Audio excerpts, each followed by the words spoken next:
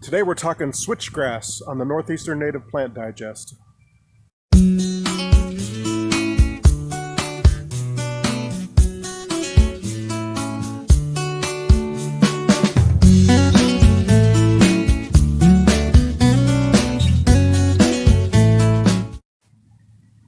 Hey everybody, I hope everybody's having a fantastic weekend. So today we're going to be talking about switchgrass, Panicum virgatum. So this is a warm season clump forming grass.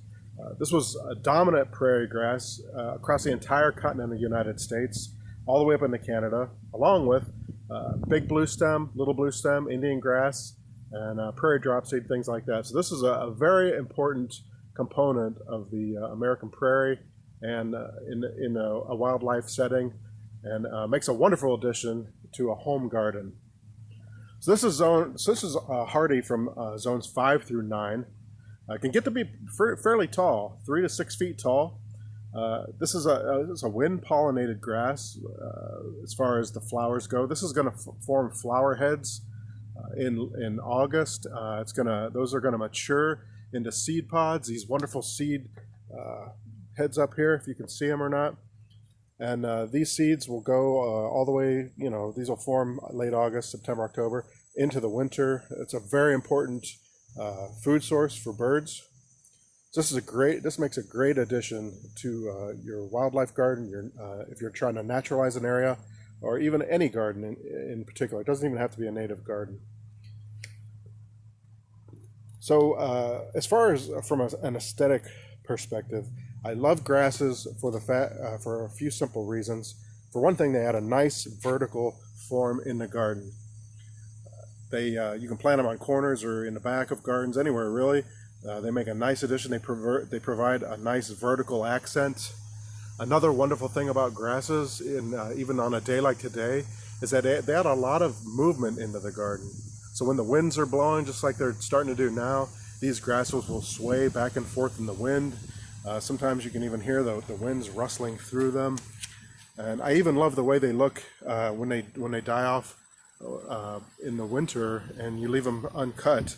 They kind of stick out from underneath the snow, and they just really create a lot of interest in all seasons, really. I love them for that reason too.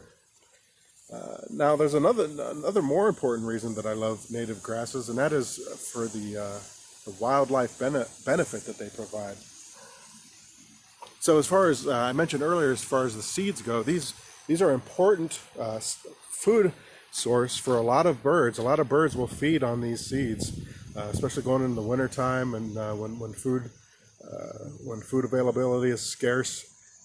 These will be a food source. They also provide a lot of cover for birds and wildlife in general.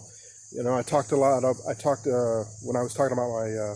switchgrass, I mentioned the fact that native grasses are of particular importance for ground nesting birds, and especially quail, things like that use these for cover. Another wonderful thing about these is that birds also will use these for nesting material. So it's really important, when you're doing your spring cleanup, you don't want to throw all the grass cuttings away or in your compost. You want to leave some of them out because you'll see the birds. The birds, I saw them this year taking up when I cut these back, I usually leave a lot of it laying around on the ground. Most of it just rots back in and provides, enriches the soil, which is a good thing. You always want to try to enrich your soil, but you'll see birds carrying this up to make nesting material out of, and then even your ground dwelling birds like juncos and whippoorwills, things like that, they'll use these also for nesting material. So these native grasses, in particular switchgrass, it offers a lot of benefits to wildlife, just as much as it offers beauty for your garden.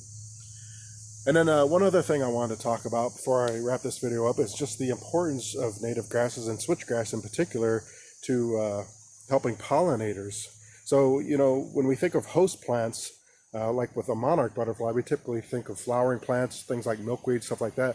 But grasses, native grasses in particular, are very important for supporting pollinators.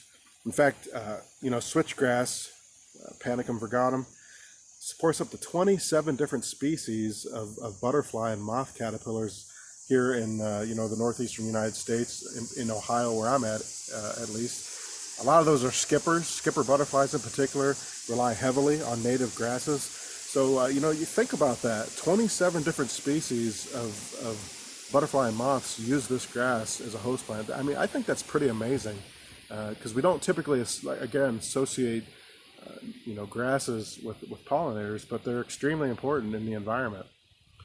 So I just wanted to talk about this a little bit today. This is readily available now in nurseries. I find this all over the place. So this is something you can easily come by. Look for it in your nurseries, or ask them about it. If they don't have it, ask them to order it for you. Again, asking nurseries, about native plants, and that you're interested in native plants, is what's going to get them to stock native plants. And if you can't find them there, you can always go online to Prairie Moon Nursery, Prairie Nursery. There's some other online native plant nurseries, but you'll definitely be rewarded, and it's going to enhance your garden. So there you go, switchgrass. Plant it, grow it. You'll be happy you did. I hope you guys have a great weekend, and thanks for all my subscribers. Share this video, give it a thumbs up, leave your comments below. I appreciate everyone. Have a great day. Bye.